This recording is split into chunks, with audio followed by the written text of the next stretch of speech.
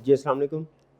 कैफ 7 आज के लेक्चर आगाज़ करते हैं। लेक्चर नंबर 62 हमारा। आज के लेक्चर में हम सीखेंगे कॉस्ट ऑफ सेल्स का बजट कैसे बनाना है। कल के लेक्चर में हमने सेल्स का बजट बनाना सीखा था और फिर इसके बाद छोटा सा कॉस्ट ऑफ सेल्स के बारे में भी हमने सीखा था कि कॉस्ट ऑफ सेल्स का बजट कैसे बनेगा ट्रेडिंग बिजनेस में। ऐसा ही है।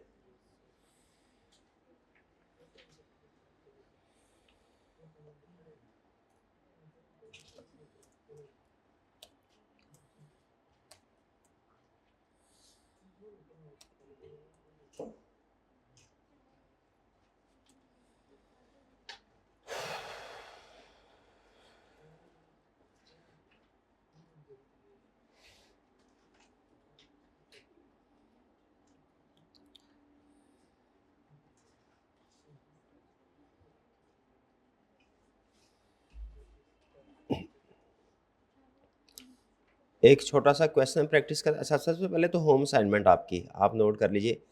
जो कल का लेक्चर था गालिबन होम असाइनमेंट आपके साथ वो पुरानी शेयर हो गई। कल का लेक्चर 61 था, उसकी ये होम असाइनमेंट है। वैसे ये हमारी जो गूगल शीट है उसके ऊपर भी अपडेटेड है।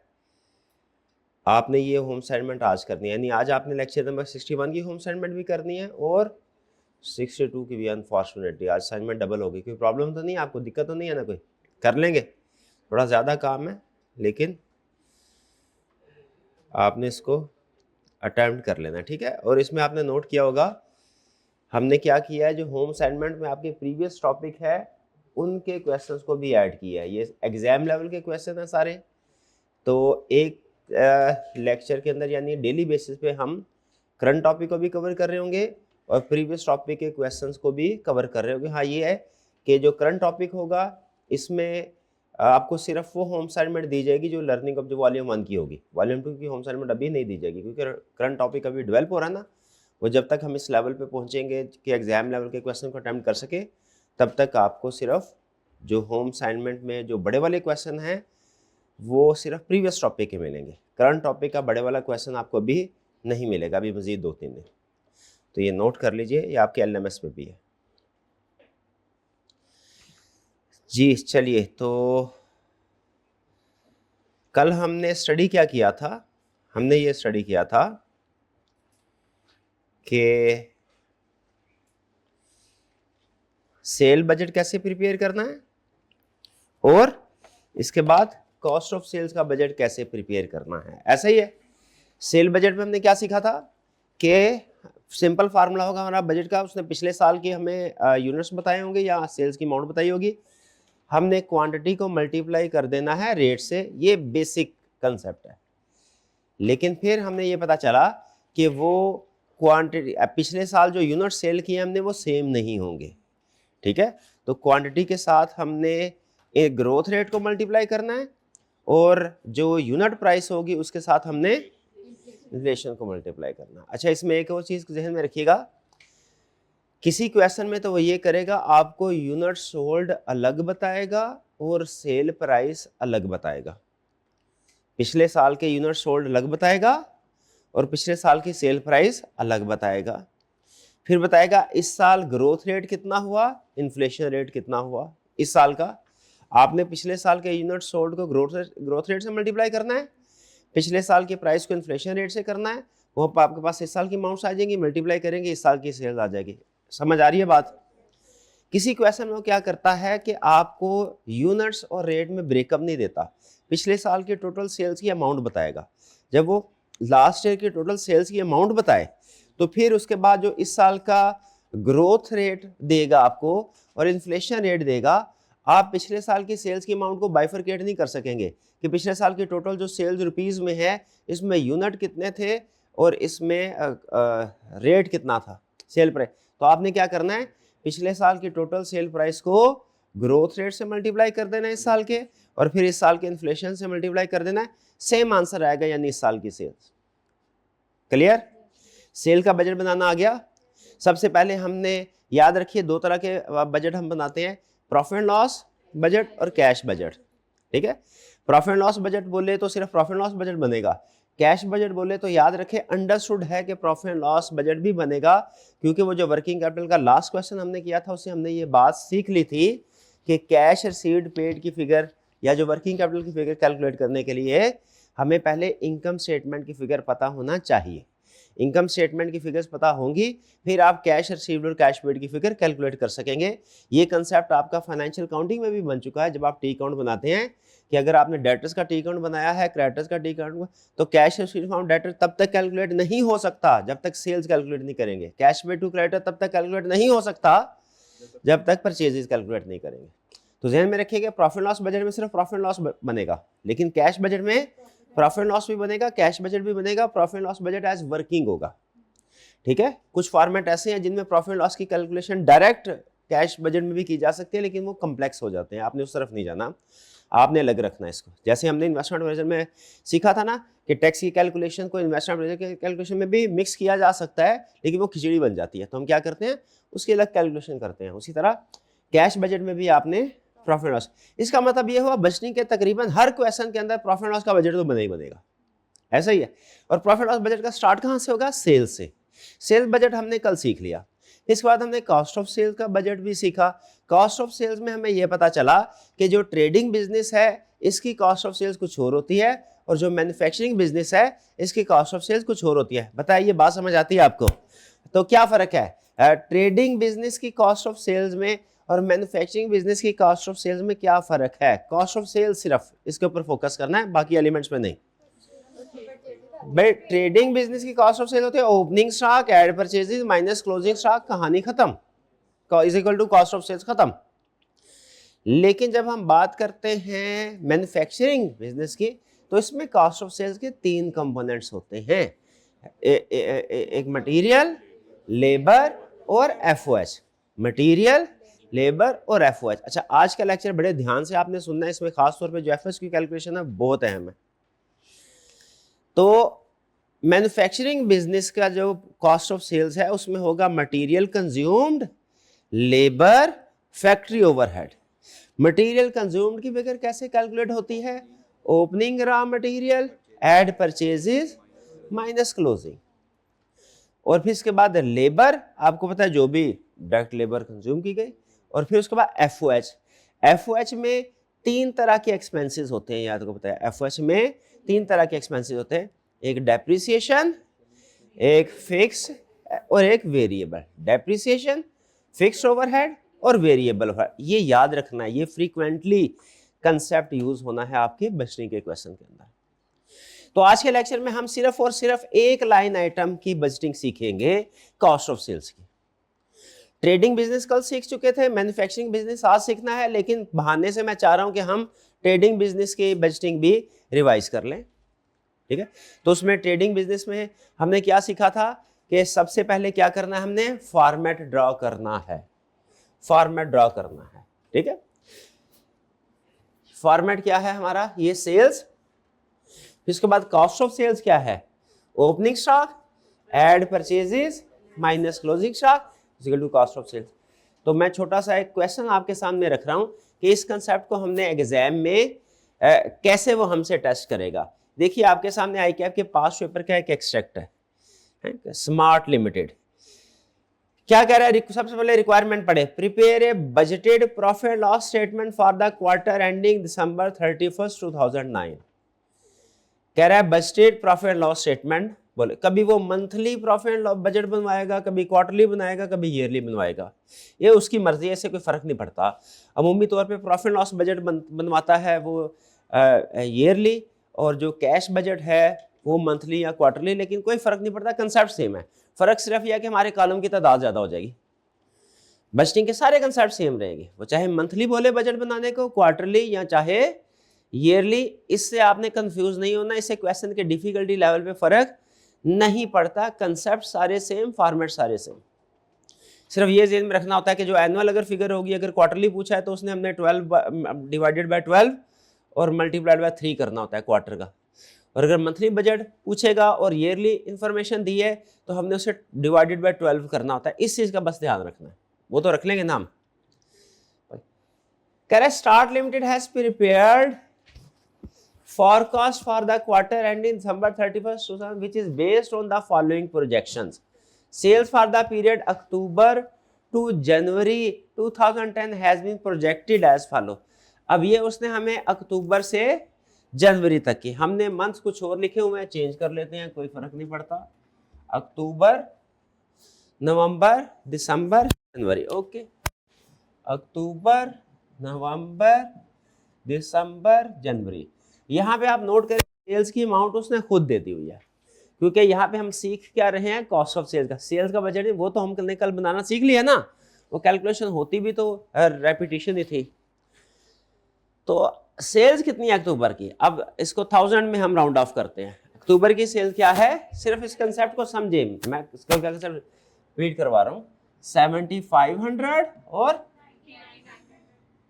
9900, 10890, 10,000, ये उसने सेल उससे हमें दे दी है। ठीक है, अब कह रहा है company earns a gross profit at 20% of sales. Company ने ग्रॉस प्रॉफिट अर्न किया है 20% ऑफ। अच्छा मुझे बताइए ये क्या चीज है, इस इंफॉर्मेशन को क्या कहते हैं, company earn a gross profit at 20% of sales, तो कहते हैं कॉस्ट ऑफ सेल्स। ये हमारा क्या है, जीपी रेशो। ठीक है, इससे हम क्या करेंगे, कॉस्ट ऑफ सेल्स कैलकुलेट करेंगे। ठीक है, ये सिर्फ कंसेप्ट समझाने के लिए, अभी मैं डिटेल में नहीं कर, इसको नोट करने की जरूरत नहीं है, इस सिर्फ मैं आपको प्रैक्टिस करवा रहा हूं उसकी। अब बाकी आपने इंफॉर्मेशन को ignore, it intends to increase sale price, इसको इग्नोर करें। कंपनी ने gross profit at 20% of sales, तो इसका मतलब ये हुआ कि ग्रॉस प्रॉफिट है 20% ऑफ सेल्स, तो कॉस्ट ऑफ सेल्स क्या होगी, 80% ऑफ सेल्स। ये मार्कअप वाला केस है कि मार्जिन वाला, मार्जिन वाले में मल्टीप्लाई करते हैं और मार्कअप वाले में डिवाइड करते हैं। ये बात क्लियर है ना आपको। चलिए यहाँ पे इसका मतलब ये हुआ कॉस्ट ऑफ सेल्स क्या हो गई, 80% ऑफ सेल्स, यानी सेल का 0.8। तो जरा मुझे बताइए, बाकी इंफॉर्मेशन इग्नोर कर दे क्योंकि मैं समझाना कुछ और चाह रहा हूं, इंफॉर्मेशन कुछ और दिया। प्राइस इंक्रीज को भी हमने नहीं टच करना, जब क्वेश्चन एक्चुअली करेंगे बड़ा तो उसमें डिस्कस करेंगे। सेल का कॉस्ट ऑफ सेल्स कितनी आएगी, 6000, और यहाँ पे 7920 और 8712, 8000। डन जी। तो इसका मतलब ये हुआ क्वेश्चन में जब कभी उसने जीपी रेशियो दी होगी, हमने क्या करना है, कॉस्ट ऑफ सेल्स कैलकुलेट करनी है। इसका मतलब जीपी रेशियो दी मतलब कॉस्ट ऑफ सेल्स दे दी, हमने कॉस्ट ऑफ सेल्स कैलकुलेट कर लेनी है। अच्छा, फिर इसके बाद कॉस्ट ऑफ सेल्स कैलकुलेट करने के बाद आगे निकलते जाना है हमने ऑपरेटिंग एक्सपेंसेस की तरफ, कि कॉस्ट ऑफ सेल्स के कंपोनेंट्स को कंप्लीट करना है, कॉस्ट ऑफ सेल्स के कंपोनेंट्स को कंप्लीट करना है। आगे कह रहा है इस इंफॉर्मेशन को बार बार करें, छोड़ दें, स्किप कर दें, ये आज का टॉपिक नहीं है। However, since there would be no corresponding, अच्छा इसको बोल, effect of increase has been covered. Smart Limited follows a policy of maintaining stock equal to projected sales of the next month. इसका क्या मतलब है वाला, ये क्लोजिंग स्टॉक उसने बताया, यानी इस साल का क्लोजिंग स्टॉक क्या होगा, अगले साल की सेल्स लिखा हुआ उसने। Smart limited follow policy of maintaining stock equal to projected sale, लेकिन आपको पता है स्टॉक हमेशा क्या होता है, कॉस्ट ऑफ सेल। तो जरा मुझे बताइए कि अक्टूबर का क्लोजिंग स्टॉक क्या होगा, नेक्स्ट मंथ की, ये देखिए अक्टूबर का क्लोजिंग स्टॉक क्या होगा, नेक्स्ट मंथ की, करंट मंथ नहीं, यहां पे करंट मंथ लिखा होता तो क्या करते, करंट मंथ की अमाउंट लेते। नेक्स्ट मंथ की जो सेल्स है, यानी सेल्स मतलब कॉस्ट ऑफ सेल्स, क्यों, क्योंकि स्टॉक हमेशा कॉस्ट पे होता है। क्या क्या कह रहा है, इसको पढ़े, इसको समझे जरा।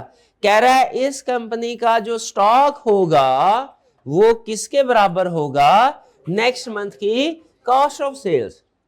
इस कंपनी का क्लोजिंग स्टॉक किसके बराबर होगा, नेक्स्ट मंथ की कॉस्ट। भाई यहाँ पे तो सेल्स लिखा है, मैं कॉस्ट ऑफ सेल्स क्यों पढ़ रहा हूँ, क्योंकि स्टॉक तो कॉस्ट ऑफ सेल्स भी होता है। अगर कहता है 80% ऑफ सेल्स होगा, स्टॉक नेक्स्ट मंथ की सेल्स का 80% होगा, 80% करते, 50% होगा, 50% करते। तो यहां पे अब क्या करेंगे हम, इस क्लोजिंग स्टॉक किसके बराबर आएगा, नेक्स्ट मंथ की कॉस्ट ऑफ सेल्स, यानी और ये 8000। और अब क्लोजिंग स्टॉक आ गया तो ओपनिंग स्टॉक कैसे कैलकुलेट करेंगे, वो जो पिछले साल का क्लोजिंग स्टॉक है वो नेक्स्ट का ओपनिंग हो जाएगा। ये क्लोजिंग स्टॉक है, ये इसका ओपनिंग स्टॉक हो जाएगा, ये क्लोजिंग स्टॉक है नेक्स्ट मंथ का, अकाउंटिंग में यही पढ़ा है ना, इस मंथ का क्लोजिंग स्टॉक है, नेक्स्ट मंथ का क्या हो जाएगा, ओपनिंग स्टॉक। डन। यहां पे क्या आएगा, ये आपको कल भी पूछा, क्योंकि प्रीवियस मंथ में क्या होगा, नेक्स्ट मंथ का कॉस्ट ऑफ सेल 6000, तो यहां पे क्या आ जाएगा, ये 6000 कहां से आया, प्रीवियस मंथ से, जो हम शो नहीं करवा रहे उसने रिक्वायर नहीं किया, लेकिन हमें पता है प्रीवियस मंथ में भी यही पॉलिसी इंप्लीमेंट हुई। और बैलेंसिंग की फिगर कैलकुलेट कर लें आप, वो क्या आ जाएगी हमारी, परचेज, जो भी एड लेस वो करने की जरूरत नहीं है, कंसेप्ट समझाना मकसद था। क्या कंसेप्ट आपको समझ आया? ट्रेडिंग बिजनेस में हमने कॉस्ट ऑफ सेल्स का बजट कैसे बनाना है, इक्वेशन वो दे देता है और हमने उस इक्वेशन की मदद से कॉस्ट ऑफ सेल्स कैलकुलेट करते हैं, फिर रिवर्स वर्किंग करके हमने बाकी कंपोनेंट्स को भी कंप्लीट करना है, यानी ओपनिंग स्टॉक भी, परचेजेस भी, क्लोजिंग स्टॉक भी। तो इसका मतलब ये हुआ, पहले कैलकुलेशन होगी सेल्स की, सेल से किस पे पहुंचना है, कॉस्ट ऑफ सेल्स पे। कैसे, किस चीज की मदद से, जीपी रेशो की मदद से। जीपी क्वेश्चन में जीपी रेशो का मकसद एक ही होता है, कॉस्ट ऑफ सेल्स की अमाउंट कैलकुलेट करना। जीपी रेशो कैलकुलेट कर लेंगे, जीपी रेशो से फिर क्या कैलकुलेट करना है, क्लोजिंग स्टॉक। क्लोजिंग स्टॉक कैसे कैलकुलेट करेंगे, उसकी स्टॉक पॉलिसी से। ठीक है, स्टॉक पॉलिसी में वेरिएशन आ सकती है, वो कह सकता है आगे चल के इस महीने में मैंने 80% तक था, अगले महीने में 90 हो गया, वो हम चेंज कर लेंगे, वो कोई प्रॉब्लम नहीं है। स्टॉक पॉलिसी दी उसने, stock policy closing stock calculate कर लिया, डन। क्लोजिंग स्टॉक से फिर क्या किया, ओपनिंग स्टॉक कैलकुलेट किया, प्रीवियस मंथ का क्लोजिंग, अगले का ओपनिंग, और फिर लास्ट में क्या किया, बैलेंसिंग परचेजेस। तो क्या हमारा कॉस्ट ऑफ सेल्स का कंप्लीट बजट बन गया? तो फिर से जरा मुझे बताइए, ट्रेडिंग बिजनेस के अंदर कॉस्ट ऑफ सेल्स का बजट कैसे बनना है, सेल्स दी होगी, उसके बाद सेल से जीपी रेशियो को यूज करते हुए कॉस्ट ऑफ सेल्स कैलकुलेट करनी है, फिर कॉस्ट ऑफ सेल से स्टॉक पॉलिसी यूज करते हुए क्लोजिंग स्टॉक, और क्लोजिंग स्टॉक से ओपनिंग, और ओपनिंग से परचेज। जरा फिर से बताइए क्या स्टेप्स होंगे मेरे भैया, कॉस्ट ऑफ ट्रेडिंग बिजनेस के कॉस्ट ऑफ सेल्स के क्या स्टेप्स हैं? सबसे पहले सेल्स दी होगी, सेल से कॉस्ट ऑफ सेल्स, फिर इसके बाद क्लोजिंग स्टॉक, शाबाश, फिर उसके बाद ओपनिंग स्टॉक, और ओपनिंग स्टॉक के बाद परचेज। बेहतरीन। चलिए आइए अब चलते, वो पुराना क्वेश्चन था वो मैंने आपके साथ शेयर किया, उसको बस इग्नोर कर दे, सिर्फ उसका मकसद ये था आपको स्टेप्स एक दफा क्लियर हो जाए कि ट्रेडिंग बिजनेस में कॉस्ट ऑफ सेल्स के स्टेप्स क्या होते हैं। ठीक है, इस क्वेश्चन को आप अटेम्प्ट करने देखने की जरूरत हरगिज नहीं। क्लियर हो गया? जीपी रेशो के साथ मार्कअप मार्जिन लाजमी लिखा होगा, नहीं लिखा हुआ तो हम उसको मार्कअप एज्यूम कर सकते हैं। ठीक है, आप लिख दीजिए हमने ये एज्यूम किया है कि ये मार्कअप है या मार्जिन है, अमूमी तौर पे उसको हम मार्जिन है। आपको क्यूएम में क्या सिखाया गया है, मार्जिन, आप उसको मार्जिन लेके चले, लेकिन नीचे अजम्पशन लिख देनी आपने। ठीक है, लेकिन क्लियर इंफॉर्मेशन देगा आपको। ठीक है, अब जैसे अगर ये इंफॉर्मेशन दिया उसने, इंफॉर्मेशन कि goods are sold at cost plus 20%, तो इसका मतलब क्या है, markup, cost plus 20% of cost है। क्लियर? आगे चलते हैं, अब हम सीख रहे हैं cost of sales manufacturing business का। डन। मैन्युफैक्चरिंग बिजनेस में कंपोनेंट है 3, मटेरियल कंज्यूम्ड, लेबर और एफओएस। शाबाश, कॉस्ट ऑफ सेल ट्रेडिंग का कर लिया हमने, अब कॉस्ट ऑफ सेल्स है हमारा मैन्युफैक्चरिंग का। ठीक है जी, मटेरियल, लेबर और ओवरहेड।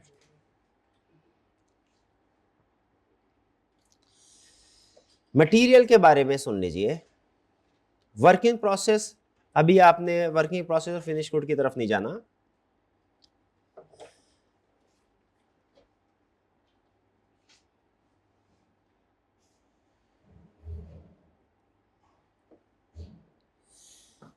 तीन कंपोनेंट है हमारे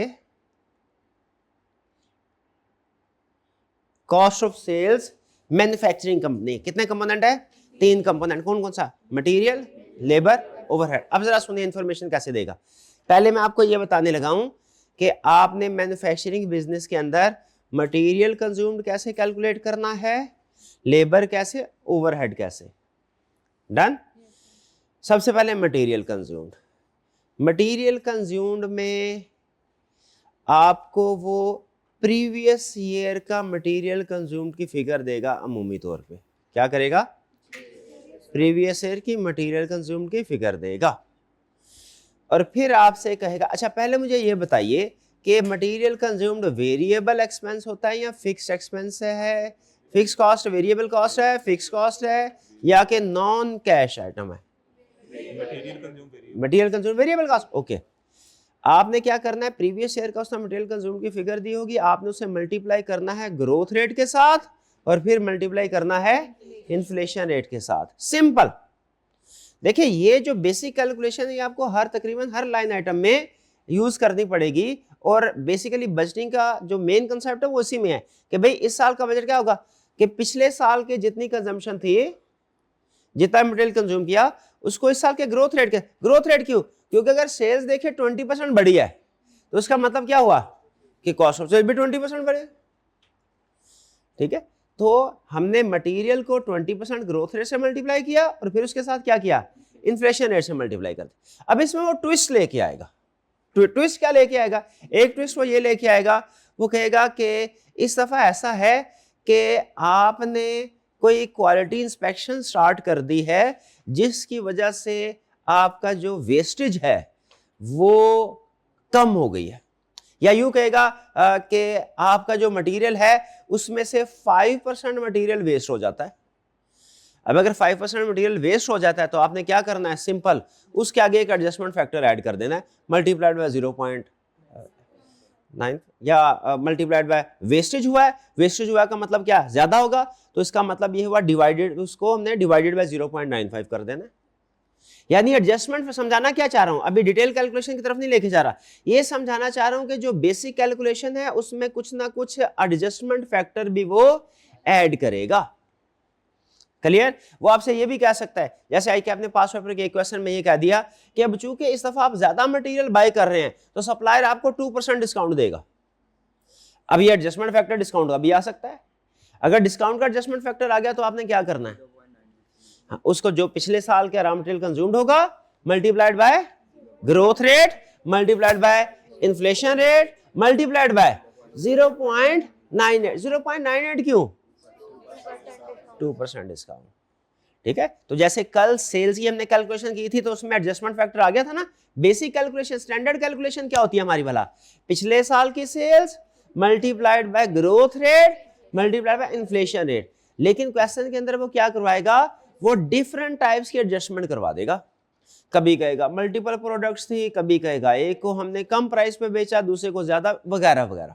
ये एडजस्टमेंट आपको हर लाइन आइटम के साथ वो कोई ना कोई एडजस्टमेंट देगा, नेचर डिफरेंट हो सकती है। जैसे सेल में उसने कहा कि मैंने एक पार्टी के साथ पुराने रेट पे कॉन्ट्रैक्ट किया है, तो इसका मतलब हमने उसका ब्रेकअप किया, एक पुराने रेट पे एक नए रेट पे।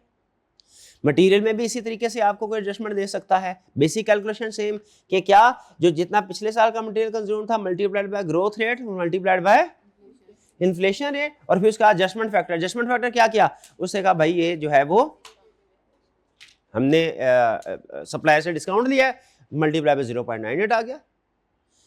या वो कहेगा कि जी वेस्टेज बढ़ गई है, वेस्टेज कम हो गई है, हमने अकॉर्डिंगली उसको मल्टीप्लाई डिवाइड करना होगा। क्लियर? ये हो गया मटेरियल कंज्यूम्ड। डन।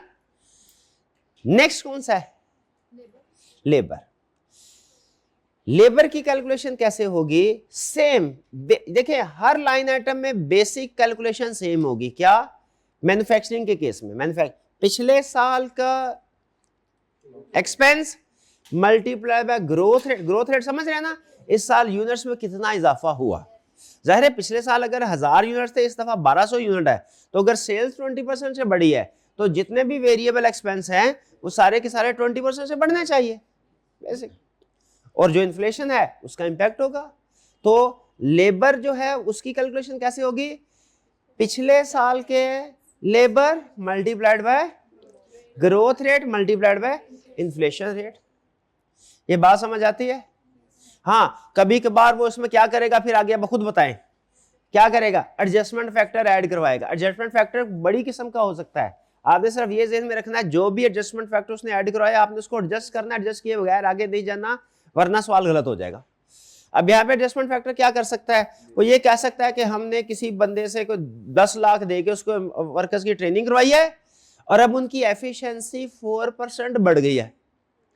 वर्कर की एफिशिएंसी 4% बढ़ जाए तो मुझे बताइए लेबर कॉस्ट बढ़ेगी कि कम होगी?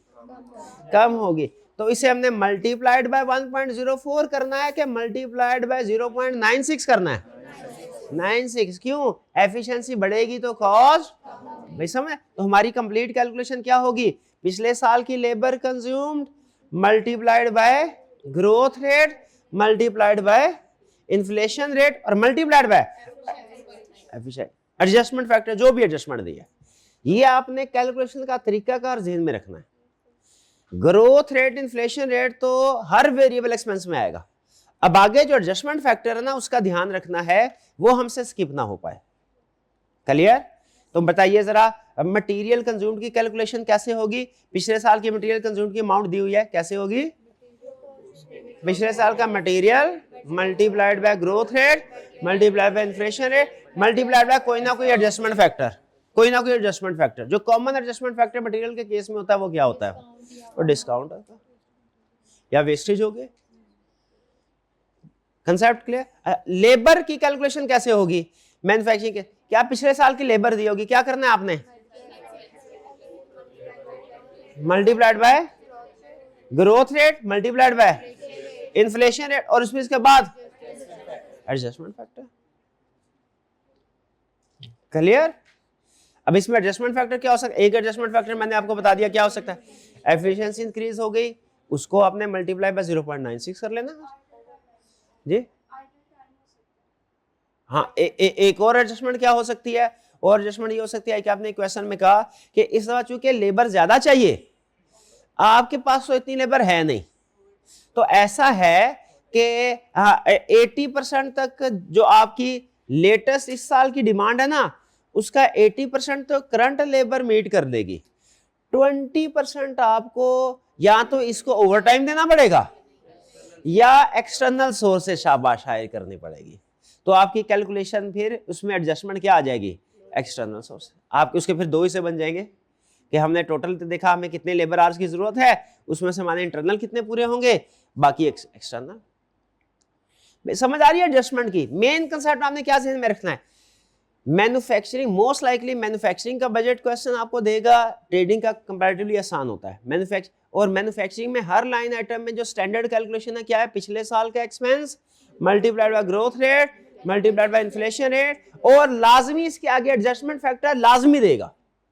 और एडजस्टमेंट फैक्टर ही की सारी गेम है, सारे नंबर उसी के हैं, वरना बाकी तो स्टैंडर्ड चलती जाएगी। इसको आपने समझना है कि किस लाइन आइटम के साथ कौन सी एडजस्टमेंट दे रहा है। लेबर के साथ समझ आ गए, मटेरियल की समझ आ गया, लेबर की कैलकुलेशन भी समझ आ गई। आगे चलते हैं। अच्छा, मटेरियल लेबर में एक मैं फर्क आपको बता दूं जो मैंने आगे चल के रिलेट करना है। मटेरियल का ओपनिंग क्लोजिंग स्टॉक हो सकता है, लेबर का और एफओएच का ओपनिंग क्लोजिंग स्टॉक नहीं होता। मटेरियल का ओपनिंग क्लोजिंग स्टॉक होता है, रॉ मटेरियल का working process finish good opening closing stock होता है, लेबर का और एफओएच का ओपनिंग क्लोजिंग स्टॉक नहीं होता। ठीक है, ये कंसेप्ट मैं आगे क्वेश्चन में चल के यूज करूंगा। अब चलते हैं नेक्स्ट लाइन आइटम की तरफ। नेक्स्ट लाइन आइटम हमारी एफओएच। देखिए ओवरहेड, जितना ये बात जरा गौर से सुनिएगा, ये सबसे ज्यादा प्रोबेबली आज के लेक्चर में जो सबसे ज्यादा यूज होने वाला कंसेप्ट है वो यही है जो क्वेश्चन में यूज होगा। ओवरहेड्स की बजटिंग। क्या सीखने जा रहे हैं? ओवरहेड्स की बजटिंग। ओवरहेड्स की बजटिंग ओवरहेड के तीन कंपोनेंट, चाहे वो फैक्ट्री ओवरहेड हो, चाहे वो आपका ओवरहेड हो एडमिन ओवरहेड, चाहे ओवरहेड हो आपका सेलिंग। यानी फैक्ट्री ओवरहेड हो या ऑपरेटिंग ओवरहेड हो, हमेशा उसके तीन हिस्से होंगे, एक डेप्रिसिएशन, एक फिक्स्ड ओवरहेड, एक वेरिएबल ओवरहेड। ठीक है, ओवरहेड इज इक्वल टू, लिख ले कहीं पे, overhead is equal to, top पे लिखे ओवरहेड और फिर नीचे तीन बुलेट्स बना दें। यहां पे जैसे पेज के ऊपर लिखे ओवरहेड, नीचे तीन बुलेट्स में ऐसे लिखना है, ऐसे नहीं लिखना, ऐसे तीन। क्या? ओवरहेड्स इज इक्वल टू क्या? Depreciation, fixed overhead, variable overhead. तरतीब से पहले डेप्रिसिएशन, फिर फिक्स्ड ओवरहेड, फिर वेरिएबल है।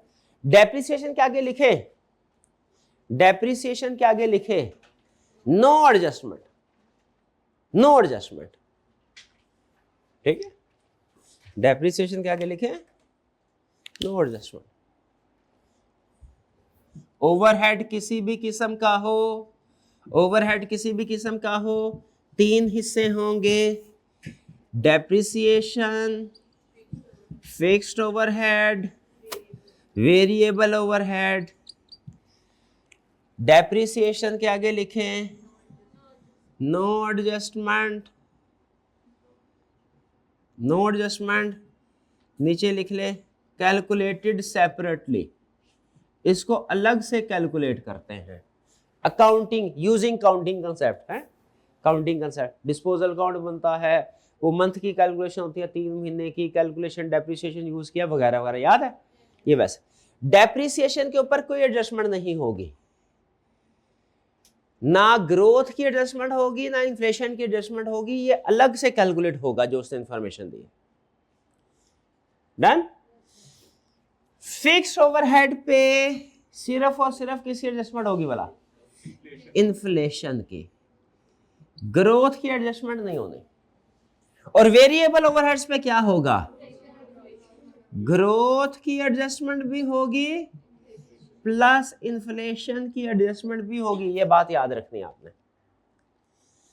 ओवरहेड की, फिर से ओवरहेड किसी भी किस्म का हो, चाहे फैक्ट्री ओवरहेड हो या ऑपरेटिंग ओवरहेड, उसके 3 हिस्से होंगे, depreciation, fixed overhead, variable overhead.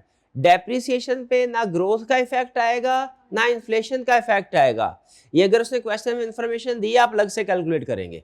फिर से बोले क्या, डेप्रिसिएशन पे ना ग्रोथ का इफेक्ट आएगा ना इन्फ्लेशन का इफेक्ट आएगा, अलग से कैलकुलेट करना है। फिर इसके बाद फिक्स ओवरहेड पे ग्रोथ का इफेक्ट नहीं आएगा, सिर्फ इन्फ्लेशन का इफेक्ट आएगा। क्यों ग्रोथ का इफेक्ट क्यों नहीं आएगा, क्योंकि ये फिक्स्ड है, ये वॉल्यूम के साथ चेंज नहीं होते। वेरिएबल ओवरहेड में क्या होगा, ग्रोथ का इंपैक्ट भी आएगा और इन्फ्लेशन का इंपैक्ट भी आएगा। भाई क्लियर, ये बात समझ आती है आपको।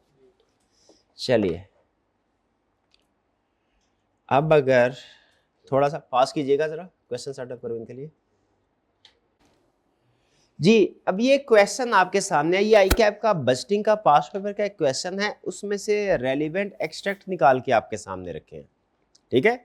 सिर्फ समझाने के लिए, कंप्लीट क्वेश्चन नहीं है, इसलिए इसको आपने सिर्फ अंडरस्टैंड करना है कि इसकी कैलकुलेशन कैसे होगी।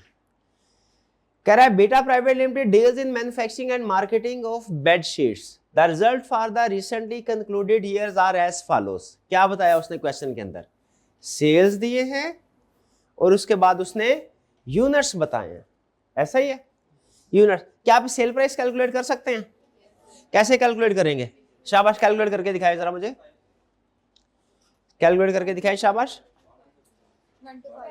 1250, ये आपकी सेल प्राइस हो गई। डन। आगे चलते हैं, cost of sales, material, labour, manufacturing overhead. अच्छा ये मुझे ये बताइए, क्या ये ट्रेडिंग बिजनेस है कि मैन्युफैक्चरिंग बिजनेस है, मैन्युफैक्चरिंग बिजनेस। पूरे क्वेश्चन में देखें आपको, अब आपने सोचना कैसे है, ये मैं आपको सोच डेवलप कर रहा हूं। पूरे क्वेश्चन में आपको जीपी रेशियो नजर नहीं आएगी।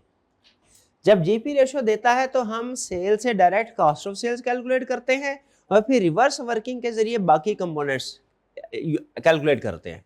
यहाँ पे जीपी रेशियो नहीं है, इसका मतलब ये हुआ हमें से कॉस्ट ऑफ सेल्स और फिर रिवर्स वर्किंग नहीं करनी, हमें सेल्स के बाद डायरेक्ट वर्किंग करनी है, यानी मटेरियल कंज्यूम्ड अलग कैलकुलेट करना है, लेबर अलग, मैन्युफैक्चरिंग ओवरहेड अलग। क्लियर। और ये इंफॉर्मेशन उसने पिछले साल की दी हुई है। ये जो मटेरियल कंज्यूम्ड है ये कौन सा है, लास्ट ईयर का, लेबर कौन से है, लास्ट ईयर की, मैन्युफैक्चरिंग ओवरहेड कौन से है, लास्ट ईयर के। Done. Other information and projection for current year is as follows. मजीद information, sales units are to be increased by 25% and selling price to be increased by ₹150 per unit. देखिए क्या दिया है, ये उसने क्या दिया, ग्रोथ रेट दिया, ग्रोथ रेट, ग्रोथ रेट। और ये क्या दिया उसने, इन्फ्लेशन। ठीक है, क्या आप इस साल की सेल्स की अमाउंट कैलकुलेट कर सकते हैं, शाबाश कैलकुलेट करें जरा जल्दी से। आपके पास 30 सेकेंड। देखिए बजटिंग के अंदर मैंने आपको बताया है नया कंसेप्ट कोई नहीं है, कैलकुलेशन ही है। तो इसमें एक चीज आपने कोशिश कर दी है, कैलकुलेशन थोड़ी जरा क्विकली करें। शाबाश, मेरे भाई का कैलकुलेटर किधर है? तो करना मेरा भाई, 50,000 की चीज से 1000 रुपये वाला काम ले रहा है मेरा भाई है, इतना महंगा मोबाइल खरीद के उसके ऊपर कैलकुलेशन कर रहा। मर्जी आपकी। 4760। शाबाश। ये पता चला सेल्स कैसे कैलकुलेशन हो रही है। आगे चलते हैं। फिर उसने मुझे बताइए मटेरियल का इस साल का बजटेड अमाउंट कैलकुलेट करवाएगा, लेबर की अमाउंट कैलकुलेट करवाएगा, मैन्युफैक्चरिंग ओवरहेड भी। अब नीचे क्वेश्चन के अंदर इंफॉर्मेशन देगा। इंफॉर्मेशन में से कुछ इंफॉर्मेशन किससे रिलेट करेगी? कुछ किससे रिलेट करेगी? लेबर। और कुछ किससे रिलेट करेगी? Manufacturing overhead. और आई कैप का तरीका वारदात क्या है भला? कि इंफॉर्मेशन को क्या करेगा? फैला देगा, स्कैटर कर देगा। वो पहले ओवरहेड की बात कर लेगा, मे भी बाद में लेबर की, मिक्स करेगा किसी ना किसी स्टाइल में। देखते हैं यहाँ पे क्या कह रहा है। Raw material and labour cost are expected to increase by 5%। इसका मतलब है मटेरियल कितने से इंक्रीज होगा? अब देखिए मैं कैलकुलेशन करने लगा, वो कैलकुलेशन गलत है। उसने आगे मटेरियल की कोई इंफॉर्मेशन नहीं दी हुई, आपने गलती पकड़नी है। क्या है? मैंने मटेरियल की कैलकुलेशन की, मटेरियल कंज्यूम्ड पिछले साल का 1493 है, इस साल 5% प्राइस इंक्रीज हुई है, तो इस साल का मटेरियल एक्सपेंस होगा 1493 मल्टीप्लाइड बाय 1.05। सही है? हाँ गलत, मैंने सिर्फ इन्फ्लेशन का इंपैक्ट लिया, ग्रोथ रेट का इंपैक्ट नहीं लिया। तो जरा कैलकुलेट कीजिए इस साल का मटेरियल कंज्यूम्ड कितना होगा। इस साल का मटेरियल कंज्यूम्ड कितना होगा? 1493 पिछले साल का material consumed multiplied by 1.25 growth rate और multiplied by 1.05 1960। Done ji, clear भाई? कैलकुलेशन समझ आ रही है कैसे हो रही है? सेल्स की कैसे हुई? डन। मटेरियल की कैसे हुई? डन। आगे चल के देखना है शायद मटेरियल की कोई एडजस्टमेंट दे दे, एडजस्टमेंट दे देगा तो ऐड कर देंगे, वरना नहीं करेंगे। आगे चले नेक्स्ट। अब मुझे बताइए क्या मटेरियल का बजट कैलकुलेट करना आ गया आपको? लेकिन याद रखिएगा ये स्टैंडर्ड कैलकुलेशन आई आपको, वो कैलकुलेशन जो हर क्वेश्चन में यूज करनी है। क्वेश्चंस के अंदर बाजुकात जो कुछ क्वेश्चंस के अंदर वो डिपेंड करता है किसको टेस्ट करना चाह रहा है, वो आगे एडजस्टमेंट फैक्टर दे देगा। एडजस्टमेंट फैक्टर को उसने कोई मटेरियल का दिया है तो उसको नहीं भूलना, लेबर का दिया है तो एडजस्ट करना नहीं भूलना, उसकी मर्जी है, वो जिसका मर्जी दे दे। अमूमी तौर पे क्वेश्चन में अगर 7 लाइन आइटम्स है तो वो 2 या 3 का एडजस्टमेंट फैक्टर देता है आगे। Next labour. लेबर के बारे में कुछ बताया उसने? हाँ ये देखे क्या है, रॉ मटेरियल एंड। अच्छा मेरे साथ एक प्रॉब्लम है, पढ़ते पढ़ते ना मैं रॉ मटेरियल को एडजस्ट किया ना, मैं ये भूल जाता हूँ आगे उसने लेबर भी लिखा हुआ था, तो लेबर स्किप हो जाता है। तो अगर मटेरियल लेबर है तो इसको अंडरलाइन करके हाईलाइट कर लें ताकि स्किप ना हो। इसके साथ 1 2 लिख लें, कोई ऐसा लफ्ज लिख लें कि मैं जब तक मटेरियल की कैलकुलेशन करूं तो मेरे जहन से ये बात ना निकल जाए कि ये लेबर के लिए भी सेम इन्फ्लेशन रेट। अब लेबर की कैलकुलेशन कैसे होगी? 360, गैस करें कैसे होगी, सोचें। 367 मल्टीप्लाइड बाय 1.25 ग्रोथ रेट और multiplied by inflation rate. Done. मैं आगे चल के देखूंगा शायद कोई एडजस्टमेंट फैक्टर हो जो कि इस क्वेश्चन में है। क्या कह रहा है? कह रहा है overall efficiency of workforce can be increased by 15% if management allows a bonus of 20%. Further increasing production can be achieved by hiring additional labour at ₹180 per. देखिए अभी मैं आपको वो कॉम्प्लेक्स कैलकुलेशन की तरफ नहीं लेके जा रहा, अभी आपने कैलकुलेशन नहीं करनी, अभी आपने सिर्फ वही कैलकुलेशन करनी है जो आपके लर्निंग ऑब्जेक्टिव में होगी घर से आके, वही कैलकुलेशन करनी है। ये सिर्फ कंसेप्ट बता रहा हूं। यहां पे देखिए क्या किया, इंफॉर्मेशन उसने दी, उसने आपको लेबर के साथ एडजस्टमेंट फैक्टर दे दिया, उसने एक एफिशिएंसी फैक्टर भी दे दिया, उसने साथ में एक लिमिटिंग फैक्टर भी दे दिया। एफिशिएंसी फैक्टर भी दे दिया, लिमिटिंग फैक्टर क्या दे दिया कि भैया आपकी लेबर जो है ना वो आपको एडिशनल लेबर भी हायर करनी पड़ेगी। तो हमने क्या करना है, एफिशिएंसी के साथ पहले एफिशिएंसी को कॉन्फर करना है, फिर उसके बाद जो एडिशनल लेबर है इसको कॉन्फर करना है। भाई बात समझ आ रही? यानी लेबर का ग्रोथ रेट भी दिया, इन्फ्लेशन भी दिया, उसके साथ कोई एडजस्टमेंट फैक्टर भी दिया। डन। आगे चलते हैं next. Manufacturing overheads include depreciation of ₹285 million and other fixed overhead ₹160। अब इस पे आ जाए, इसमें स्टैंडर्ड कैलकुलेशन रखी उसने, इसमें उसने एडजस्टमेंट फैक्टर दिया लेबर में। कौन सा एडजस्टमेंट फैक्टर? ये आपने ना नोट करने अपने पास कि मटेरियल के साथ वो कौन कौन सा एडजस्टमेंट फैक्टर इंक्लूड करता है। ये कोई एक पेज बना लेना आपने, ठीक है। मटेरियल के साथ कौन कौन सा एडजस्टमेंट फैक्टर इंक्लूड करता है, लेबर के साथ कौन कौन सा इंक्लूड किया, ओवरहेड के साथ। जिस क्वेश्चन में जो जो एग्जांपल आए ना, आपने इसकी एक पूरी चेकलिस्ट बनाते रहना। अब ये है manufacturing overheads, done. Manufacturing overhead include depreciation, ये क्या कर, इसका ब्रेकअप दे रहा है। मुझे पहले ये बताइए कि मैंने ओवरहेड का ब्रेकअप क्यों दे रहा है? उसमें डेप्रिसिएशन भी होगी, उसमें फिक्स्ड भी होगी, उसमें वेरिएबल भी होगी। ओवरहेड के ये 3 हिस्से कैलकुलेट करना क्यों जरूरी है? क्योंकि अगर जो डेप्रिसिएशन है उस पे ना ग्रोथ, इस साल की कैलकुलेशन करते हुए ना ग्रोथ का इफेक्ट आना है, ना इन्फ्लेशन का इफेक्ट आना है, उसकी अलग से कैलकुलेशन होनी है। और फिक्स्ड ओवरहेड जो होगा उस पे सिर्फ इन्फ्लेशन का इंपैक्ट आना है, और जो वेरिएबल ओवरहेड्स होंगे उन पे ग्रोथ का इंपैक्ट भी आएगा और इन्फ्लेशन का इंपैक्ट भी आएगा। डन जी। आप एक्सपेक्ट कर रहे होंगे कि सर पहले दूसरे लेक्चर में एग्जाम लेवल का क्वेश्चन करवा दे। आपको पता है ये हमारी आदत ही नहीं है, अप्रोच ही नहीं है। हमें क्या करना है, पहले कंसेप्ट बिल्डिंग, उसके बाद हम क्वेश्चन की तरफ चले। कंसेप्ट बिल्ड करते हुए साथ साथ छोटे छोटे क्वेश्चन, और फिर उसके बाद कंप्लीट कॉम्प्रिहेंसिव क्वेश्चन। डन जी। तो यहाँ पे हमने 3 हिस्से कर दिए। देखो उसने आपको इंफॉर्मेशन दी 3। भाई ये तो 2 हिस्से हैं, तीसरा कौन सा है? कैलकुलेट कर सकते हैं, शाबाश। वो सारा डिफरेंस आ जाएगा। 635 इसमें से 285 आ गया डेप्रिसिएशन, और फिक्स ओवरहेड आ गया 165, और वेरिएबल आ गया 185। कह रहा है variable manufacturing overheads are directly proportional to the production volume of product. इसका मतलब क्या हुआ? वो जाहिर है वेरिएबल प्रोडक्शन के साथ है। इसका मतलब वेरिएबल ओवरहेड किस रेट से इंक्रीज करेंगे? ग्रोथ रेट से। All overheads and fixed expenses except depreciation will increase by 5%। तो जरा मुझे बताइए आज के लेक्चर की आखिरी कैलकुलेशन, 635 पिछले साल का मैन्युफैक्चरिंग ओवरहेड है, इस साल के मैन्युफैक्चरिंग ओवरहेड कैलकुलेट करके दिखाएं। कैसे करेंगे?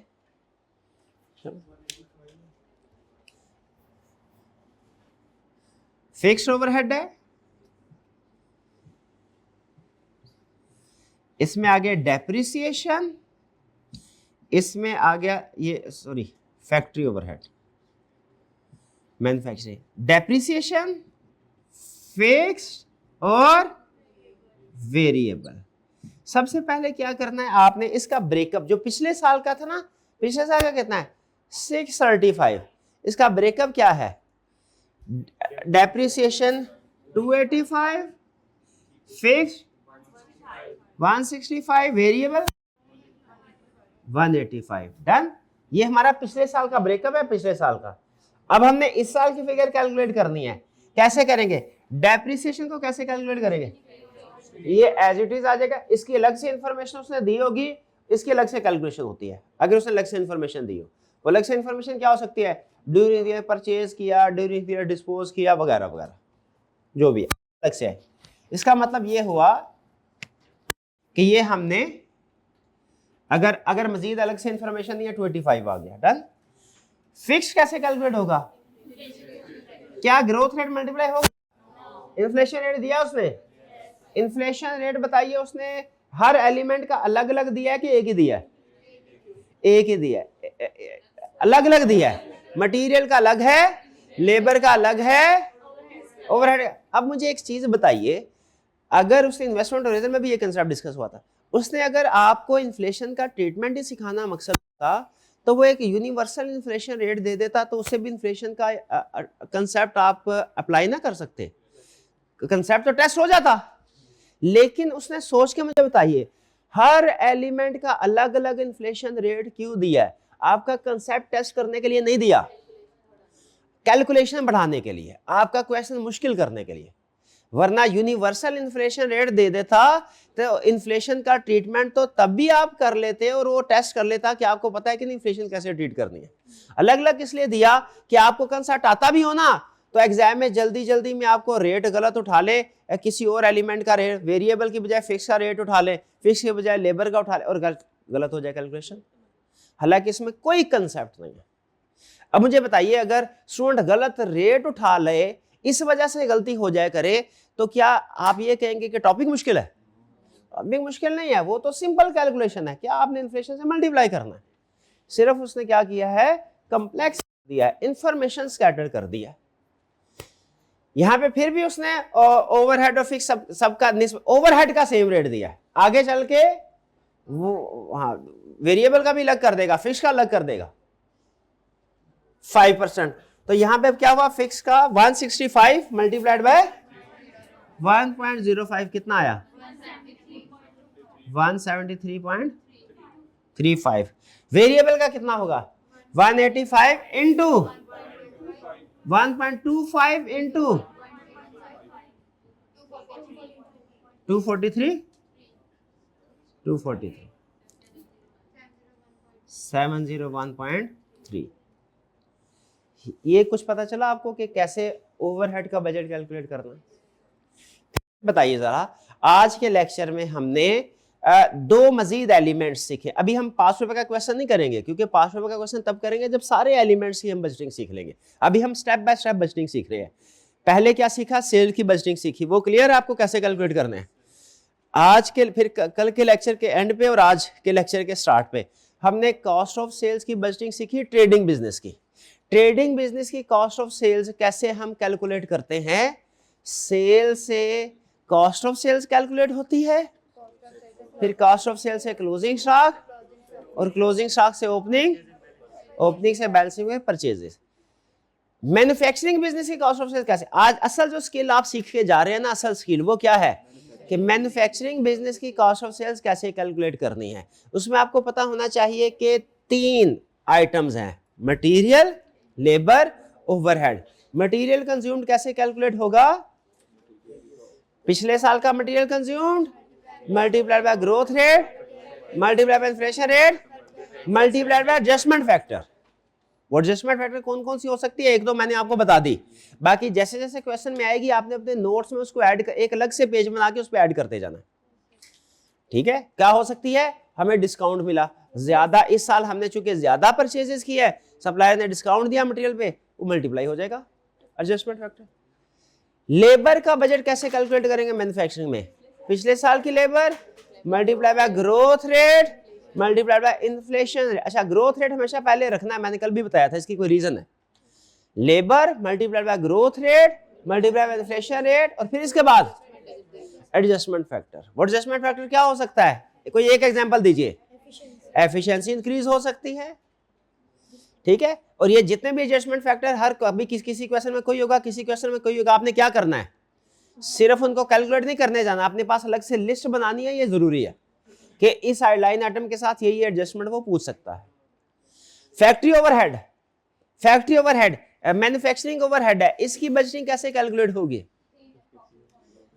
हमेशा इसके ओवरहेड के 3 हिस्से करने हैं। कौन कौन से, depreciation, fixed overhead, variable overhead. 3 हिस्से क्यों करते हैं भला, डेप्रिसिएशन पे कोई एडजस्टमेंट फैक्टर नहीं है, फिक्स पे इन्फ्लेशन सिर्फ आएगा इफेक्ट, और वेरिएबल पे ग्रोथ और इन्फ्लेशन दोनों का इफेक्ट। डन। और आपके लिए गुड न्यूज, क्या एक तीर से 2 शिकार, आपने मैन्युफैक्चरिंग ओवरहेड की कैलकुलेशन सीख ली ना, इसका बजट सीख लिया, ऑपरेटिंग ओवरहेड का बजट भी सेम है, वो भी इसके 3 हिस्से होंगे। कौन कौन से, डेप्रिसिएशन, फिक्स्ड और वेरिएबल। ठीक है। और आई कैप ने इसमें क्या करना है, कुछ नहीं, कंसेप्ट वाइज अगर आई कैप चले ना, आपको हिला नहीं सकता आई कैप, लेकिन एक काम करेगा जो कि आपका वीक पॉइंट है, क्या, इंफॉर्मेशन स्कैटर्ड देगा, बहुत सी इंफॉर्मेशन देगा। जैसे एक एग्जांपल मैंने क्या बताई, एक सिंगल इन्फ्लेशन रेट की बजाय किसी का कहीं देगा, किसी का कहीं देगा। एक इंफॉर्मेशन, एक कैलकुलेशन करने के लिए 2 इंफॉर्मेशन चाहिए ना आपको, एक इंफॉर्मेशन दूसरी लाइन में होगी, दूसरी इंफॉर्मेशन 10वीं लाइन में होगी। आप दूसरी लाइन में सारी कैलकुलेशन कर लेंगे, एंड पे जाएंगे 10वीं लाइन पता चलेगा वो इसको भी काउंट फॉर करना था। इसीलिए हमारी आदत है पहले एग्जाम लेवल में हम पूरा क्वेश्चन पढ़ते हैं, उसके बाद क्वेश्चन शुरू करते हैं। डन जी। अच्छा, इस बात से आपको कोई दिक्कत तो नहीं है कि अभी तक हमने कोई पास पेपर का क्वेश्चन ही नहीं किया, हमारा आज तीसरा लेक्चर, तीसरा के दूसरा है, दूसरा लेक्चर, 2 लेक्चर हो भी गए, हमने पास पेपर का एक भी क्वेश्चन नहीं किया। नहीं परेशान नहीं होना, स्टेप बाय स्टेप कर रहे हैं, ठीक है। जब हम सारे कंसेप्ट कर लेंगे ना, उसके बाद डायरेक्ट फिर पास पेपर के जितने मर्जी क्वेश्चन प्रैक्टिस कर लें। अभी तक लेकिन ज़हन में रखिएगा, सेल का बजट सीख लिया हमने, कॉस्ट ऑफ सेल्स का बजट सीख लिया, और कॉस्ट ऑफ सेल के साथ ही ऑपरेटिंग ओवरहेड का बजट भी सीख लिया। डन। अभी 1-2 मजीद आइटम्स है, 1 या 2 लेक्चर के बाद हम पास पेपर पे शिफ्ट कर जाएंगे। लेकिन आपने क्या करना है, ये जो कुछ हमने सीखा है, लर्निंग ऑब्जेक्टिव, हमारा जो बुक है इसमें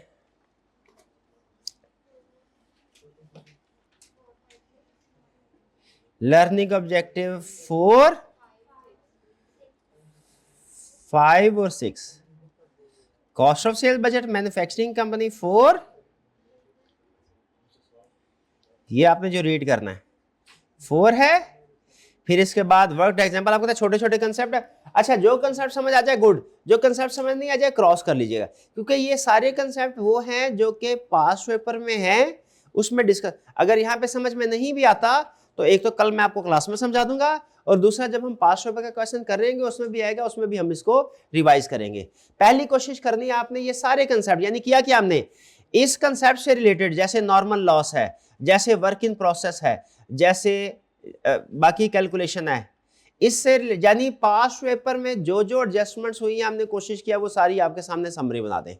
ये आपने सोचना है बैक एंड पे आप पास पेपर ही कर रहे हैं, लेकिन क्या कर रहे हैं, छोटे छोटे हिस्से करके उसके, ठीक है। तो जो समझ आ जाए टिक कर लें, जो समझ नहीं आया क्रॉस करना है, फिर आपने कल पूछना है, कल हम क्लास में पहले इसको डिस्कस करेंगे, फिर आगे चलेंगे। अगर ये समझ आ गया ना, तो तकरीबन बजटिंग का जो आप समझे कि क्वेश्चन 70% के करीब अटेम्प्ट कर सकते हैं, यानी डिफिकल्टी लेवल नहीं, मतलब कंसेप्ट वाइज, यानी आपने बजटिंग, कल के लेक्चर के बाद आप बजटिंग का पास पेपर का क्वेश्चन अटेम्प्ट कर सकते हैं, यूं कल, ठीक है जी। तो आज इसको आपने लाजमी रीड करके आना है, रीड करना है, और जो छोटे छोटे क्वेश्चन अटेम्प्ट करना है, और टिक और क्रॉस लाजमी करना है, क्योंकि आज के लेक्चर इस रीडिंग के अंदर 1 या 2 चीज़ें ऐसी होंगी जो आपको समझ में नहीं आएंगी, ठीक है। यानी एडजस्टमेंट फैक्टर है ना, बेसिकली होगा क्या, स्टैंडर्ड कैलकुलेशन तो सेम होगी, एडजस्टमेंट फैक्टर होंगे। अब मैंने क्या किया है, एडजस्टमेंट फैक्टर निकाल के यहाँ पे इंक्लूड कर दिया कुछ, तो कुछ है तो आपको अंदाजा हो जाएगा कैसे कैलकुलेशन हो रही है, कंसेप्ट क्या है, कुछ में अंदाजा नहीं होगा, वो फिर हम इंशाल्लाह कल डिस्कस करेंगे। डन जी।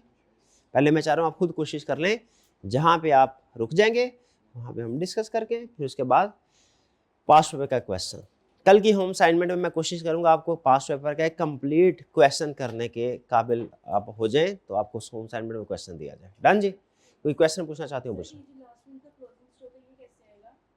जो लास्ट मंथ का क्लोजिंग स्टॉक उसने रिक्वायर ही नहीं किया हुआ इस क्वेश्चन के अंदर। आप अगर क्वेश्चन को नोट करें ना, उसने बोला था क्वार्टर यानी 3 महीनों का बजट बनाना है, तो आपको जो इन्फॉर्मेशन नहीं देगा ना, समझ लीजिए कि उसका क्वेश्चन में यूज ही नहीं है, ठीक है जी। क्लियर जी। तो जरा बताइए आज के लेक्चर में हमने क्या सीखा, कॉस्ट ऑफ सेल का बजट बनाया, कॉस्ट ऑफ सेल में 2, ट्रेडिंग बिजनेस, क्या आप कॉस्ट ऑफ सेल 2 सवाल पूछूंगा सिर्फ, यस या नो करना है, क्या आप ट्रेडिंग बिजनेस में कॉस्ट ऑफ सेल्स कैलकुलेट कर सकते हैं अगर आपको जीपी रेशियो स्टॉक पॉलिसी दी गई हो। दूसरा, क्या मैन्युफैक्चरिंग बिजनेस में कॉस्ट ऑफ सेल्स कैलकुलेट कर सकते हैं अगर आपको ग्रोथ रेट और इन्फ्लेशन रेट दिया गया हो। बस इसका मतलब है आज के लेक्चर का हक अदा कर दिया आपने। अब सिर्फ आपने रीडिंग करनी है, क्वेश्चन करने हैं, ठीक है, और जहां पे प्रॉब्लम हो उसको हाईलाइट करना है। डन जी। और असाइनमेंट जरूर कीजिएगा जो मैंने आपको दिखाई, वो प्रीवियस स्टेप, और ये डेली बेसिस के ऊपर हमने प्रीवियस टॉपिक की रिवीजन करनी है, ठीक है। कल थोड़ा लेट हो गया इस वजह से आपको नहीं मिल सका, आज आपको थोड़ा सा हिम्मत करनी पड़ेगी, कोशिश करनी है आपने कि कल की और आज की दोनों की असाइनमेंट कर लें। डन। आज का लेक्चर यहाँ खत्म करते हैं। अल्लाह हाफिज।